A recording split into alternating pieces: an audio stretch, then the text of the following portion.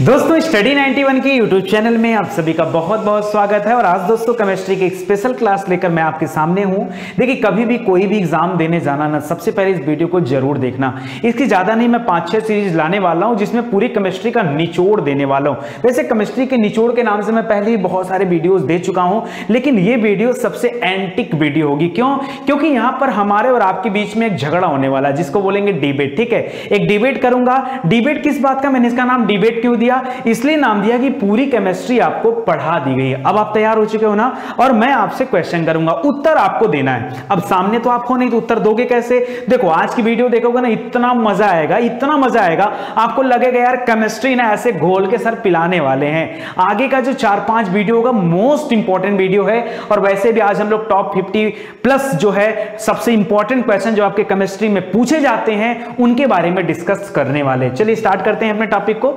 एक बात और याद रखेगा, स्टडी 91 का ऐप भी आ चुका है, एप्लीकेशन। उसके माध्यम से आप बहुत सारे काम कर सकते हो, अच्छे से तैयारी कर सकते हो। और वैसे भी आपको पता होगा भारत सरकार ने 59 चाइनीज ऐप को बैन कर दिया, तो ऐसे में आपके मोबाइल में स्टोरेज तो हो ही गया होगा। तो जल्दी से लगे हाथ आप स्टडी 91 का ऐप डाउनलोड कर लो, क्योंकि यह इंडियन है। और सबसे बड़ी बात है कि हम अपने यूजर के नीड को ध्यान में रखकर इस एप्लीकेशन को लाए हुए हैं, जिसके माध्यम से आप पूरी घर बैठे पूरी तैयारी कर सकते हैं। कि नाम का नहीं, हर एक तरीके से इसमें चीजें दिया गया है। चाहे आप वीडियो क्लास की बात कर लें, एग्जाम की बात कर लें, प्रीवियस ईयर पेपर की बात कर लें, करंट अफेयर की बात कर लें, मॉक टेस्ट की बात कर लें, सब कुछ अवेलेबल है और ऑल टोटल फ्री है। तो जल्दी से डाउनलोड कर लीजिए प्ले स्टोर से, ताकि आपकी पढ़ाई और सिस्टमैटिक तरीके से हो पाए। ठीक है, चलिए स्टार्ट करते हैं। तो सबसे पहले आ रहा आपके सामने सबसे परीक्षा उपयोगी महत्वपूर्ण प्रश्न। पहला प्रश्न केमिस्ट्री का जो मैं आपसे पूछ रहा हूं, बताओ परमाणु के नाभिक में होते हैं। बड़ा आसान सा प्रश्न है सर, ये तो बच्चों वाला क्वेश्चन कर दिया।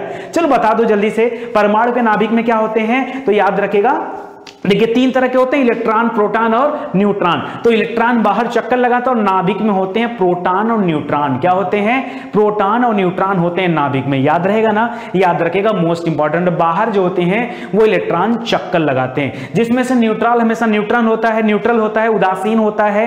और प्रोटॉन पर पॉजिटिव चार्ज होता है, जबकि इलेक्ट्रॉन पर नेगेटिव चार्ज होता है। इसके अलावा देखो कितनी बातें मैं बता रहा हूं। ठीक है, ये पोस्टमार्टम क्लास है, ध्यान दीजिएगा। एक एक चीज का पोस्टमार्टम किया जाएगा। एक तो मैंने बताया इलेक्ट्रॉन होता है, दूसरा बताया प्रोटॉन होता है, तीसरा बताया न्यूट्रॉन होता है। 3 तरह के परमाणु होते हैं। ठीक है, लेकिन अगर मैं अंदर की बात करूं नाभिक के अंदर, तो वहां पर प्रोटॉन और न्यूट्रॉन ही पाए जाते हैं। बाकी इलेक्ट्रॉन जो होता है यह चक्कर लगाता है। समझ में आ गया? इलेक्ट्रॉन की खोज किसने किया था? बताइए, जे टॉमसन ने किया था। प्रोटॉन की किसने किया था? रदरफोर्ड ने किया था। न्यूट्रॉन की किसने किया था? बताइए, नाचर चैडविक ने किया था। चैडविक और गोल्डस्टीन का नाम आपने सुना होगा, तो इसको याद रखेगा। वही चीजें यहां पर दे रहा है, प्रोटॉन और न्यूट्रॉन पाए जाते हैं परमाणु के नाभिक में। दूसरा क्वेश्चन आपके सामने आ रहा है, एलपीजी का मुख्य संघटक है। एलपीजी बोले तो लिक्विड पेट्रोलियम गैस। जो पेट्रोलियम आप गैस इस्तेमाल करते हो, एलपीजी गैस सिलेंडर आपके किचन में होगा।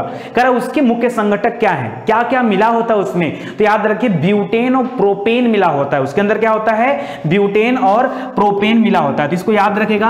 यहां पर क्या हो जाएगा? ब्यूटेन। अभी मैं लिख दे रहा हूं, बाद में मैं लिखूंगा नहीं। ठीक है, आपको बताते चलूंगा, ब्यूटेन और प्रोपेन। प्लस दोस्तों यहां से एक क्वेश्चन और बनता है कि जब कभी गैस लीक करता तो आपको एक अजीब सी गंध जो है सूंघने को मिलती है, वो मिथाइल मरकेप्टेन होता है। क्या होता है? मरकेप्टेन। याद रखेगा, बड़ा इंपॉर्टेंट है। तो वही चीजें यहां पर दे रहा है कि प्रोपेन और ब्यूटेन होता है। प्राकृतिक गैस में मुख्यतः क्या होता है? देखिए एलपीजी गैस से भिन्न होता है प्राकृतिक गैस। जो नेचुरल गैस होता है उसमें मीथेन पाया जाता है। उसमें क्या होता है? सबसे इंपॉर्टेंट होता है मीथेन। मीथेन के साथ होता है ईथेन। मीथेन याद रखिए, मीथेन इंपॉर्टेंट है। इसके अलावा मीथेन और कहां पाया जाता है? बताइए, दीमक की बॉम्बी से पाया जाता है, धान के खेत से पाया जाता है, जुगाली करने वाले पशुओं के मुख से निकलता है, कोयले की खादान से निकलता है, यहां से निकलता है ना CH4 मीथेन। तो मीथेन और एथेन आप याद रखिएगा। चौथा क्वेश्चन आपके सामने है, बारूद, आतिशबाजी और दिया सलाई उद्योग में कौन से चीज का इस्तेमाल होता है? दोस्तों आप सभी को पता होगा, जहां भी पटाखा वाला काम आएगा ना, वहां पे इस्तेमाल किया जाता है गंधक का।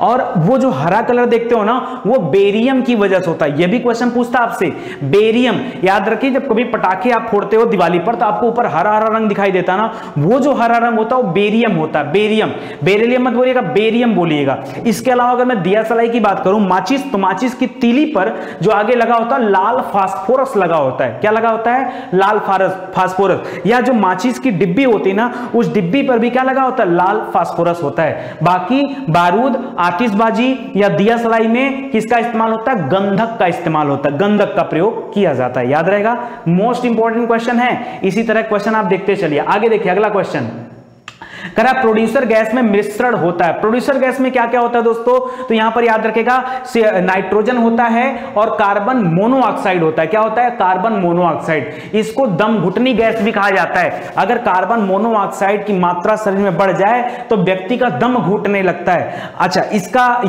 यूज नहीं, ये कहां से निकलता है दोस्तों? तो अक्सर करके बाइक देखते हैं ना, जब लोग बाइक चलाते हैं तो बाइक से जो धुआं निकलता है उसमें अक्सर करके कार्बन मोनोऑक्साइड होता है, वो दम घुटनी गैस होता है। तो उसको भी आप याद रखिएगा। या किसी कमरे में अगर धुआं भर गया है तो कई बार देखते होंगे कि लोग आग के जलने की वजह से कम और धुएं की वजह से ज्यादा लोगों की मृत्यु हो गई है। क्यों? क्योंकि उस धुएं में वो सांस नहीं ले पाते हैं और वहां पर कार्बन मोनोऑक्साइड होता है। तो नाइट्रोजन और कार्बन मोनोऑक्साइड को कहा जाता है प्रोड्यूसर गैस। ठीक है, याद रखिएगा।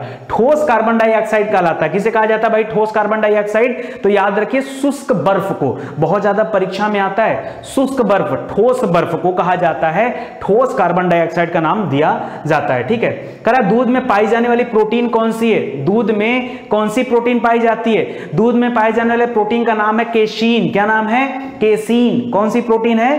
केसीन नाम का प्रोटीन पाया जाता है दूध में, मोस्ट इंपॉर्टेंट है। करा साइट्रिक अम्ल पाया जाता है। साइट्रिक एसिड कहां होता है? खट्टे फलों में ना, लाइक आंवला हो गया और आपका क्या हो गया, जो भी खट्टा हो, नींबू हो गया, संतरा हो गया, वहां पर पाया जाता है साइट्रिक अम्ल। याद रखेगा, काफी इंपॉर्टेंट है। चलिए अगले क्वेश्चन बढ़ते हैं दोस्तों। इसी तरह के मोस्ट इंपॉर्टेंट 50 क्वेश्चन आपको करा रहा हूं, और अगर आपने इन क्वेश्चन को याद कर लिया या देख लिया किसी भी एग्जाम से पहले, तो बेशक आपकी तैयारी और भी ज्यादा अच्छे हो पाएगी। करा ब्लीचिंग पाउडर बनाने में प्रयुक्त किया जाता है। ब्लीचिंग पाउडर का नाम तो सुना होगा। तो ब्लीचिंग पाउडर बनाने में किसका इस्तेमाल किया जाता है?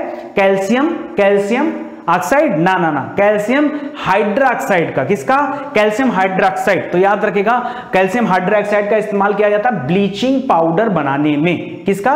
Bleaching powder. तो कैल्शियम हाइड्रोक्साइड याद रखेगा। मशीनों में स्नेहक के रूप में इस्तेमाल किया जाता है। स्नेहक जानते हैं ना? स्नेहक भाई मंदक के रूप में। तो याद रखें किसका इस्तेमाल करते हैं? कार्बन का अपरूप होता है ग्रेफाइट। सुना है कि नहीं? कार्बन के दो अपरूप होते हैं, मुख्य रूप से दो होते हैं, ऐसे 3-4 होते हैं। तो जैसे आप हीरे को भी कार्बन का अपरूप मानते हो, ग्रेफाइट को कार्बन का अपरूप मानते हो। मैंने आपको पढ़ाया फुलेरीन। क्या पढ़ाया था? फुलेरीन। फुलेरीन भी कार्बन का अपरूप होता है। ज्यादा बातें करूंगा, पीछे लिखूंगा कम, क्योंकि अगर लिखूंगा तो बातें नहीं हो पाएंगी, अगर बात करूंगा तो लिख नहीं पाऊंगा। एक चीज तो आपको मैनेज करना पड़ेगा। तो मशीनों में जो यंत्र है उसमें जो है स्नेहक के रूप में किसका इस्तेमाल करते हैं? तो ग्रेफाइट का इस्तेमाल करते हैं। इसके अलावा ग्रेफाइट कहां मिलती है? पेंसिल की जो नोक होती है दोस्तों काले रंग की, वो ग्रेफाइट होती है। क्या होती है? ग्रेफाइट। ग्रेफाइट और ग्रेनाइट में अंतर होता है। ग्रेनाइट एक पत्थर होता है जो जमीन पे लगाया जाता है। संगमरमर, ग्रेनाइट नाम सुना होगा। ये ग्रेफाइट है। ये क्या है? ये ग्रेफाइट है। तो इसको भी आप जो है ध्यान दीजिएगा। करा कच्चे फलों को पकाने में किसका इस्तेमाल किया जाता है? वैसे कई चीजों का इस्तेमाल किया जाता है। एसिटिलीन गैस होती है, उसका भी इस्तेमाल करते हैं। कार्बाइड का भी इस्तेमाल किया जाता है। तो बहुत कुछ का इस्तेमाल किया जाता है। तो यहां पर देखिए क्या हो जाएगा, वैसे कच्चे फलों को पकाने में ज्यादातर एसिटिलीन जो गैस होती है उसका इस्तेमाल किया जाता है। कर एथिलीन गैस का प्रयोग कहां पर होता है? एथिलीन गैस, ये एसिटिलीन है। ये क्या है? कच्चे फलों को पकाने के लिए एसिटिलीन या फिर कार्बाइड।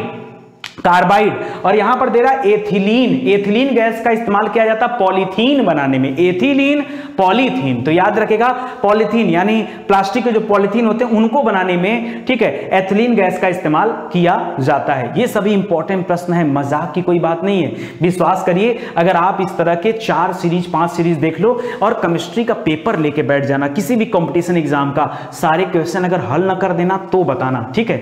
विश्वास करिए, ठीक है? विश्वास करेंगे तो अच्छा रहेगा, मतलब आपके लिए बेस्ट रहेगा। सुनिए, करा लोहे पर जिंक की परत चढ़ना, इसको क्या कहा जाता है? इसको दोस्तों इंग्लिश में कहा जाता है गैल्वेनाइजेशन, ठीक है? हिंदी में कहा जाता है जस्तीकरण, ठीक है? और एक और हिंदी इंग्लिश को मिला के कौन नाम है? गैल्वेनीकरण। गैल्वेनाइजेशन से गैल्वेनी उठा लिया और करण लगा दिया हिंदी का, ठीक है? तो गैल्वेनीकरण, जस्तीकरण, गैल्वेनाइजेशन, ये सभी कहा जाता है जब लोहे की परत पर क्या लगाते हैं? जिंक की परत चढ़ाते हैं। इससे क्या होता है? लोहे में जो क्या लगता है, मूर्छा लगता है ना, वो लगना बंद हो जाता है, तो इसको याद रखेगा। करा क्वार्ट्ज में कौन कौन से तत्व पाए जाते हैं, क्वार्ट्ज का नाम सुना होगा आपने, तो क्वार्ट्ज में कौन कौन से तत्व पाए जाते हैं, तो याद रखिए सिलिका पाया जाता है, सिलिका और ऑक्सीजन दो होते हैं। सिलिकॉन, सिलिकॉन क्या होता है दोस्तों, सिलिका, बताइए इसका एटॉमिक नंबर कितना होता है, जल्दी सोच के बताइए। सोडियम का 11, मैग्नीशियम का 12, एल्युमिनियम का 13 और सिलिकॉन का 14, 14वें नंबर पे आता है सिलिकॉन।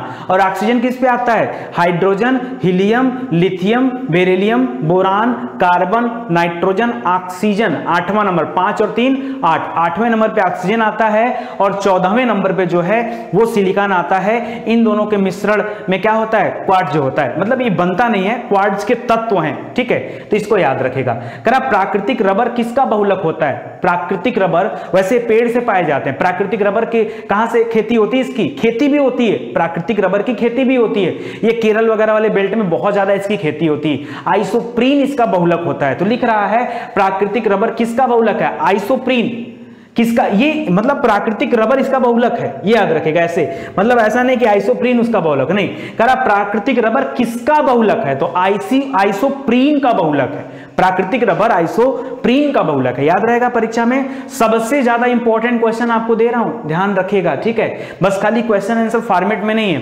क्वेश्चन आंसर में नुकसान आपका है, पता है। जैसे मैंने यहां पे क्वेश्चन दिया कि सबसे उत्तम गुणवत्ता वाला कोयला क्या होता है, कोयला बताना है। अब देखिए, अब आपके सामने अगर 4 में दे ही देता ऑप्शन कि बताओ एंथ्रेसाइट है, लिग्नाइट है, ये है, वो है, तो आप क्या आपको बता देते, ठीक है, लेकिन मैंने आपको ऑप्शन नहीं दिया, आप स्वयं से बताओ, सही उत्तर आपको स्वयं से ढूंढना है। तो सबसे बढ़िया क्वालिटी का जो कोयला होता है वो कौन सा होता है, एंथ्रेसाइट कोयला होता है, एंथ्रेसाइट कोयला सबसे बढ़िया क्वालिटी का कोयला होता है, ठीक है। और भारत में इस तरह के कोयलों का निर्यात कर दिया जाता है, बहुत कम होते भी हैं, ठीक है। लिग्नाइट वाले कोयले का उत्पादन होता है तमिलनाडु में, वो कम होता है, एंथ्रासाइट तो अच्छे खासे मात्रा में अवेलेबल होता है झारखंड और छत्तीसगढ़ वाले बेल्ट में, उड़ीसा वगैरह हो गया वहां पर भी।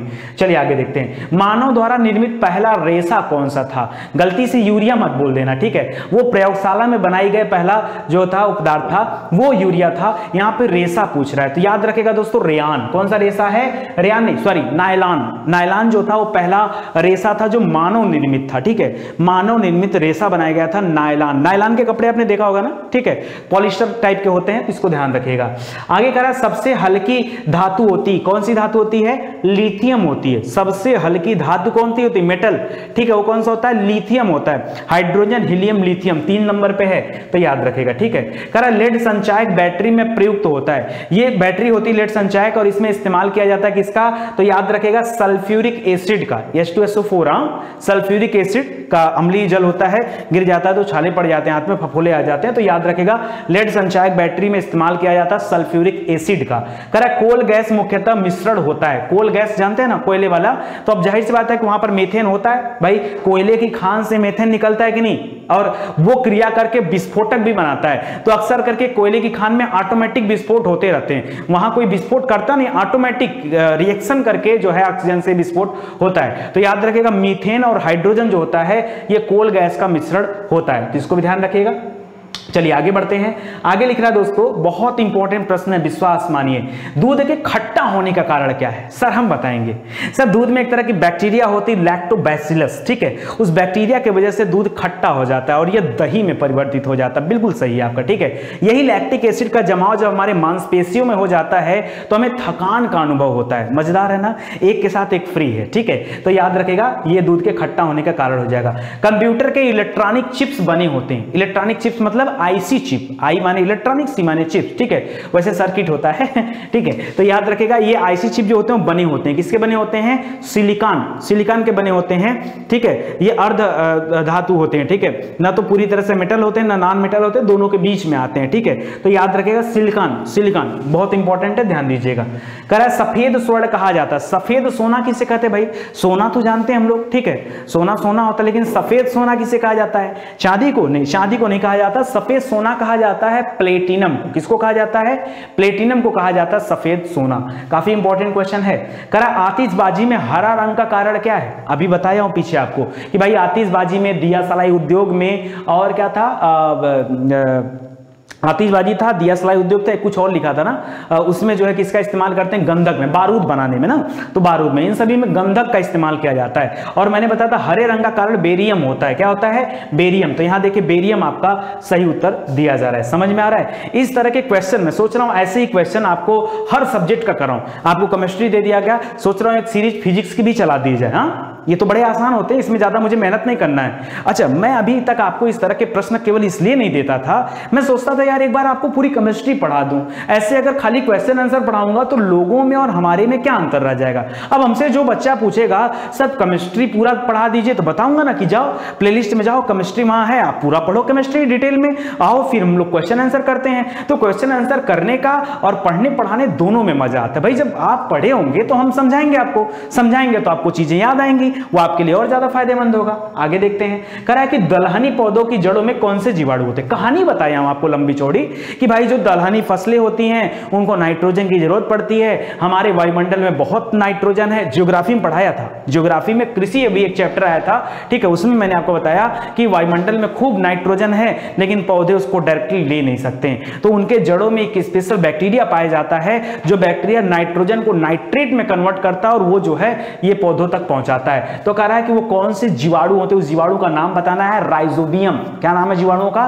राइजोबियम नाम है दोस्तों उस जीवाणु का, उस बैक्टीरिया का जो नाइट्रेट में बदल करके नाइट्रोजन को जो है पौधों की जड़ों तक पहुंचाता है, फिर वो पौधों को मिल जाता है, ठीक है। और खास करके जो दलहनी फसलें होती हैं उस समय में मिट्टी में नाइट्रोजन की मात्रा बढ़ जाती है, इसलिए कहा जाता है कि 2-4 फसलों के बाद एक बार जो दलहनी फसल भी बो देना चाहिए ताकि खेतों में नाइट्रोजन की कमी ना होने पाए। अगर कमी हो गया तो फिर यूरिया का इस्तेमाल करोगे, और यूरिया क्या एक तरह का रासायनिक खाद है। यूरिया रासायनिक खाद है जिसमें नाइट्रोजन की मात्रा कितनी होती है, ये भी परीक्षा में आया है, 46 से 47%, एग्जैक्ट आंकड़ा याद रखिए, लगभग 46 से 47% तक यूरिया में नाइट्रोजन पाया जाता है। और यूरिया वो पहला जो है पदार्थ है जिसको प्रयोगशाला में वैज्ञानिकों के द्वारा बनाया गया था, ठीक है, तो उसको याद रखेगा, काफी इंपॉर्टेंट है। कह रहा एल्युमिनियम किसका है, इसका भी यही सब पूछना रह गया है। हाँ, ये भी ज्योग्राफी में पढ़ाया, कहोगे सर केमिस्ट्री पढ़ा रहे हैं ज्योग्राफी, अरे कहीं कुछ भी पढ़ो, पढ़ने से मतलब है। इंडियन ज्योग्राफी में भी चीजें समाप्त होने वाली, चैप्टर 1-2 चैप्टर और आखिरी का चल रहा है, वही कंप्लीट हो जाएगा। इंडियन ज्योग्राफी पूरी पढ़ा दिया हूं, पूरी, ठीक है, गट्स के साथ कर सकता हूं कि बहुत सारे विषय पढ़ाए गए हैं, पूरी तैयारी आप स्टडी 91 पर आके कर सकते हैं मजेदार तरीके से, ठीक है। चलिए आगे बताइए, एल्युमिनियम किसका है, बॉक्साइट का, ठीक है। और बताइए बॉक्साइट के उत्पादन में पहला स्थान किसका है, पढ़ाया हूं, बताइए बॉक्साइट के उत्पादन में पहला स्थान किसका है, जल्दी बताइए। बॉक्सिंग करना किसके साथ, बताइए। वैसे अगर वर्ल्ड वाइड बात करेंगे तो चीन है, और उसके बाद ऑस्ट्रेलिया वगैरह का भी नाम आता है, और इसके अलावा अगर भारत की बात करें तो उड़ीसा, बॉक्सिंग करेंगे उड़ जाएगा, मारेंगे, ठीक है, तो उड़ीसा याद रखेगा। बॉक्साइट अयस्क का है, ठीक है, बॉक्साइट का अयस्क है एल्युमिनियम, उल्टा बोल रहा हूं। करा पेट्रोलियम की गुणवत्ता प्रदर्शित होती है, बताइए पेट्रोलियम की गुणवत्ता कैसे प्रदर्शित होती है, ऑक्टेन नंबर से। कैसे होती है, ऑक्टेन नंबर से होती है, पेट्रोलियम की गुणवत्ता को प्रदर्शित किया जाता है, तो काफी इंपॉर्टेंट है और आप इसको याद रखेगा। लोहे का सबसे शुद्धतम रूप कौन सा होता है, लोहे का सबसे शुद्धतम रूप, ये सब परीक्षा में आए हुए प्रश्न है भाई, सच बोल रहा हूं, बताइए लोहे का सबसे शुद्धतम रूप कौन सा होता है, जल्दी से बताइए। पिटवा लोहा, कौन सा लोहा, पिटवा लोहा होता है, ये सबसे अच्छा रूप माना जाता है। जैसे कोयले में एंथ्रासाइट कोयला होता है ना, उसी तरह से यहां पर है, ठीक है। चलिए, करा कृत्रिम वर्षा के लिए प्रयोग किया जाता है, किसका इस्तेमाल किया जाता है, बताइए। सिल्वर आयोडाइड, किसका इस्तेमाल किया जाता है, सिल्वर आयोडाइड का इस्तेमाल किया जाता है कृत्रिम वर्षा के लिए, ठीक है, तो इसको याद रखेगा। और कई बार भारत में भी कृत्रिम वर्षा कराया गया है, ठीक है, जब वर्षा कहीं नहीं होता है तो कृत्रिम वर्षा का सहारा लिया जाता है, तो काफी इंपॉर्टेंट है, इसको ध्यान रखिएगा। कह रहा पानी की अस्थायी तथा अस्थायी कठोरता को दूर किया जा सकता है। मैंने आपसे बताया था कि दोनों तरह की कठोरता अगर दूर करनी हो तो आप जो है सोडियम कार्बोनेट का इस्तेमाल करिए, उसके माध्यम से आप पानी की चाहे अस्थायी कठोरता हो चाहे अस्थायी कठोरता हो, दोनों को दूर किया जा सकता है। मोस्ट इंपॉर्टेंट क्वेश्चन, इसको आप ध्यान रखिएगा। कह रहा नॉनस्टिक बर्तन पर किसका परत बना होता है, जो बाहर की लेप होती है वो लेप किस चीज की बनी होती है, जो नॉनस्टिक बर्तन आजकल इस्तेमाल किए जा रहे हैं, टेफ्लॉन की परत होती है, किसकी होती है, टेफ्लॉन। आया ना परीक्षा में प्रश्न, बोलो हाँ, एक एक प्रश्न इंपॉर्टेंट है। केमिस्ट्री का अगर 5-6 दिन का लेक्चर देख लिया और किसी भी एग्जाम को देने चले गए तो विश्वास मानिए 99% क्वेश्चन आप सही करके आओगे। ठीक है। 1% क्यों? 1% हो सकता है भूल जाऊं मैं, ठीक है, या ना बता पाऊं, ना ध्यान में आए, या कोई अलग से क्वेश्चन आ जाए, ठीक है। 99 तो करके आ रहे हैं, पॉजिटिव रहो, ठीक है। तो याद रखें नॉनस्टिक पर किसका परत बना होता है? टेफ्लॉन का परत होता है। करा कि बर्तनों पर कलाई करने में किसका इस्तेमाल किया जाता है? भाई बर्तनों को एक परत के अलावा एक कलाई भी होता है, उस कलाई में किसका इस्तेमाल किया जाता है? तो वहां होता है अमोनियम क्लोराइड का। किसका होता है? अमोनियम क्लोराइड का इस्तेमाल किया जाता है कहां पर? बर्तनों पर कलाई करने के लिए, ठीक है। तो इसको भी याद रखिएगा। आगे बढ़ते हैं दोस्तों, ठीक है। वैसे टेफ्लॉन ही ज्यादा पूछता आपसे। चलिए, हे भाई आगे हो जाओ। कह रहा विद्युत का सबसे अच्छा सुचालक है, सबसे बढ़िया सुचालक विद्युत का क्या है? बोलिए जल्दी से, फिजिक्स में पढ़ाया गया है। हाँ बताइए क्या है? वैसे मैं पूरा साइंस नहीं करा रहा हूं, स्पेशली केमिस्ट्री का वीडियो सब संबंधित है, ठीक है। तो चांदी सबसे अच्छा सुचालक माना जाता है, लेकिन हम चांदी का इस्तेमाल अपने वायर में नहीं करते हैं। चांदी का इस्तेमाल करेंगे तो जो चोर होते हैं काट ले जाएंगे सब, ठीक है, और महंगा भी हो जाएगा हमारे लिए, इस वजह से चांदी का इस्तेमाल नहीं करते हैं। तांबे एल्युमिनियम का इस्तेमाल किया जाता है। कॉपर ऊपर जो है अच्छा माना जाता है, इसके बाद नंबर आता है, ठीक है। तो चांदी आ जाएगा आपका सही उत्तर, ठीक है। कह रहा जल की अस्थायी कठोरता का कारण है। जल की अस्थायी कठोरता का कारण क्या है? मैंने दो एलिमेंट बताया था आपको, एक बताया था कैल्शियम, एक बताया था मैग्नीशियम, बताया था ना। तो कैल्शियम और मैग्नीशियम की, और ध्यान दीजिए अस्थायी और अस्थायी दोनों परीक्षा में पूछा जा सकता है। तो अगर कैल्शियम और मैग्नीशियम के सल्फेट और जो क्लोराइड होते हैं, ये दो चीज सल्फेट और क्लोराइड, ये दोनों कारण होते हैं जल की अस्थायी कठोरता का। और अस्थायी कठोरता अगर है जल में तो आप उबाल करके उसको समाप्त नहीं कर सकते, लेकिन अस्थायी अगर होगी तो आप उबाल कर भी काम चला सकते हैं, ठीक है। आगे लिख रहा है दोस्तों कि जल की अस्थायी कठोरता का कारण क्या है? तो यही कैल्शियम और मैग्नीशियम के बाइकार्बोनेट जब होते हैं दोस्तों, वो उसकी वजह से जल में अस्थायी कठोरता पाई जाती है, ठीक है। और इसको दूर कौन कर सकता है? तो जो कार्बोनेट होते हैं वो इसको दूर कर सकते हैं पूरी तरीके से, ठीक है। तो याद रखिए। कांसा मिश्र धातु है। पुराने जमाने में एक सभ्यता चला करती थी, कांस्य युगीन सभ्यता, कहानी बताया था आपको, याद है? तो याद रखिए। और उसी समय में था ताम्र पाषाण काल युग, ठीक है, जब लोग तांबे का इस्तेमाल करते, तो तांबे की जानकारी बहुत पहले से थी, ठीक है। तो उसी तांबे में लोगों ने टीन मिला दिया और क्या बना दिया? कांसा बना दिया। कांसा को ही कांस्य कहा जाता है, ब्रोंज, ठीक है। तो याद रखेगा, ठीक है, कांसा हो गया। जब तांबा में टीन मिलाया गया तो कांसा बना, तो ध्यान रखिएगा। चलिए आगे बढ़ते हैं दोस्तों, आगे बढ़ते हैं। देखिए इससे क्या होता है ना कि क्वेश्चन आपके सामने आया और आप अब जो सोच पाओगे, क्योंकि आंसर आपके सामने नहीं है। और वैसे जनरली क्या होता था, जब मैं आपको वन लाइनर पढ़ाता था तो क्वेश्चन और आंसर दोनों सामने होता था, ऐसे में आप सोच नहीं पाते थे। सोचो जल्दी से, फ्यूज का तार बना होता है, आपको पता होगा फ्यूज का इस्तेमाल कहां पर होता है? एक तरह का इलेक्ट्रॉनिक उपकरण के रूप में इस्तेमाल करते हैं। कभी भी अगर लाइट वगैरह तेज होती तो इसके जो तार होते हैं वो गल जाते हैं, और गलने की वजह से जो हमारे अंदर की चीजें होती है वो बच जाती है। केवल प्रभाव इसी का पड़ता है, इसी पर पड़ता है, फ्यूज पर, ठीक है। तो याद रखें फ्यूज का तार भी टीन मिलाकर बना होता है, शीशा और टीन, शीशा और टीन को मिलाकर के फ्यूज का निर्माण किया जाता है, ठीक है। इसके तार बनाए जाते हैं। झूठा सोना कहलाता है। इसके पहले दोस्तों हमने पढ़ा सफेद सोना। सफेद सोना कहा जाता है प्लेटिनम को, और झूठा सोना कहा जाता है आयरन सल्फाइड को। आयरन सल्फाइड को कहा जाता है झूठा सोना, काफी इंपॉर्टेंट है ये भी, ठीक है। तो याद रखेगा। करा भूरा कोयला किसे कहता है? वही लिग्नाइट वाले कोयला को भूरा कोयला कहा जाता है। तमिलनाडु में इसकी अधिकता है, ठीक है, लिग्नाइट कोयले की। करा प्रयोगशाला में बनाया गया पहला कार्बनिक पदार्थ कौन सा है? अभी पढ़ाया आपको, यूरिया है। यूरिया में 46 से 47% तक नाइट्रोजन पाया जाता है, तो इस याद रखेगा। और पौधों को नाइट्रोजन राइजोबियम नाम के बैक्टीरिया से मिलता है, जो नाइट्रोजन को नाइट्रेट के रूप में बदलता है, तो याद रखिए, ठीक है। आगे बढ़ते हैं, आगे बढ़ते हैं, आगे बढ़ते हैं, आगे बढ़ते हैं। पृथ्वी की आयु का आकलन कैसे करते हैं? अगर पृथ्वी की आयु जाननी है तो कैसे इसका आकलन करते हैं बताइए? यूरेनियम डेटिंग विधि। कौन सी है? यूरेनियम विधि बोलते हैं जनरली उसको। एक है कार्बन डेटिंग विधि, उससे जीवाश्म कितना पुराना उसका अध्ययन किया जाता है। भाई कई बार पता चलता है ना कि हाथी का जबड़ा मिला है, वो 50 लाख वर्ष पुराना है, तो कैसे पता चला 50 लाख वर्ष पुराना? तो जीवाश्म की आयु का पता लगाया जाता है किसके माध्यम से? याद रखिए, वो लगाया जाता है कार्बन डेटिंग के माध्यम से। इसी तरह आपने हड़प्पा स्थल का नाम सुना होगा, जब उसके अवशेषों का पता लगाया तो कार्बन 14 एक विधि है, उसके माध्यम से पता लगाया गया। आपने इसी क्रम में सुना होगा भाई पेड़ों की आयु का पता कैसे लगाया जाता है? उनके वलयों को गिन करके। जब पेड़ों को काटा जाता है तो बीच में वलय बने होते हैं, उन वलय को गिन करके उनके उम्र का पता लगाया जाता है। तो याद रखिएगा सभी प्रश्न। यहाँ यूरेनियम डेटिंग हो जाएगा और जीवाश्मों की आयु का आकलन के लिए कार्बन डेटिंग हो जाएगा, ठीक है। रेडियोधर्मी का रेडियो कार्बन डेटिंग भी इसको कहा जाता है, एक ही बात है। द्रव अवस्था में पाए जाने वाला एकमात्र अधातु कौन सा है? द्रव अवस्था में पाया पाया जाने वाला एकमात्र नॉन मेटल, ठीक है, वो क्या है बताइए, वो है ब्रोमीन। कौन सा है? ब्रोमीन, ब्रोमीन धातु है, ठीक है, ब्रोमीन। 35 नंबर इसका आता है एटॉमिक नंबर। करा कि पेय पदार्थ शराब को सड़ने से बचाने के लिए किसका प्रयोग किया जाता है बताइए? बेंजीन, क्या बोलते हैं? बेंजोइक एसिड, बेंजोइक एसिड का इस्तेमाल करते हैं, ठीक है, किसको? शराब वगैरह को सड़ने से बचाने के लिए या कोई भी पेय पदार्थ हो उसको बचाने के लिए, ठीक है, उनके परिरक्षण के लिए। ऐसा भी प्रश्न आता है तो याद रखेगा। अरे काफी में उत्तेजित करने वाला पदार्थ क्या होता है? काफी में कैफीन होता है। कैफीन क्षारक का नाम सुना था ना, तो याद रखेगा। उसी तरह से चाय में उत्तेजित करने वाला पदार्थ थीन होता है, थीन, ठीक है, थीन और पोंगबाद भी सुना होगा, रावी नदी पर बना हुआ है रावी व्यास, तो याद रखेगा।